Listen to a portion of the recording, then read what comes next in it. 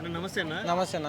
SSMB 29 ఏంటన్న updates ఏంటి, expectations ఏంటి, ఎలా అనిపిస్తుంది? అప్డేట్స్ ఏమున్నాయి నా ఏదో వీడియో లీక్ అయింది అంటున్నారు. అదేమో నేను సినిమా ప్రమోషన్ లాగా ఉంది అనుకుంటున్నా. అంటే కావాలని టీం వాళ్ళే చేశారంటావా? అట్లానే ఉంది చూస్తే. ఎందుకంటే ఎప్పుడూ లేని విధంగా ఈ మూవీ అసలు రాజమౌళి మూవీలోంచి ఒక మాటనే బయటికి రాదు, అలాంటిది వీడియో ఎలా బయటికి వస్తుంది? ఓకే. అర్థమైందా? రాజమౌళి గారి మూవీ నుంచి నార్మల్గా ఒక మాటనే బయటికి రాదు, ఇంకా సీన్ ఎలా బయటకు, వీడియో క్లిప్ ఎలా బయటకు వస్తుంది? ఏదో ప్రమోషన్ లాగా ఉంది అది. ఏం దాని ఎఫెక్ట్ ఏమి ఉండదు మూవీకి. చూసావా సోషల్ మీడియాలో వైరల్ అవుతున్న క్లిప్ చూసావా?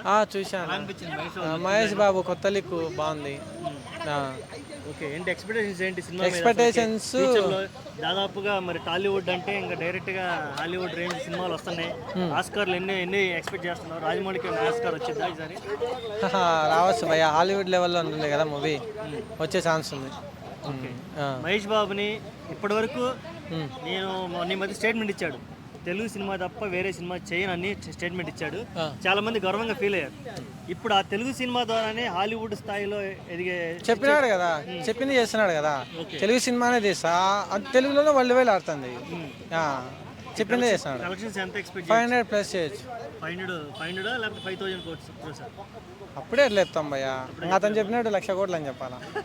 కాదు కదా, మినిమం ప్రొడ్యూసర్ ఇబ్బంది పడకుండా ఒక 500 crores మినిమం పెట్టుకోవచ్చు హోప్స్. ఇంకా సినిమాలో ఉండే కంటెంట్ని బట్టి ఎంత ఉంటుందని చూడాలి. ఓకే. చెప్పొచ్చు 10,000 కోట్లని, 5,000 కోట్లు చెప్పొచ్చు, కానీ కంటెంట్ లేకుంటే మాట వేస్ట్ అవుతుంది కదా. 500 ప్లస్ అనుకుందాం. ప్రొడ్యూసర్ ఖర్చులకు వచ్చే చాలనుకుందాం ప్రస్తుతం. కంటెంట్ లేకుండా మనం 10,000 కోట్లు చెప్పడం వల్ల ఏం యూస్ లేదు కదా. కాబట్టి అవుతుంది.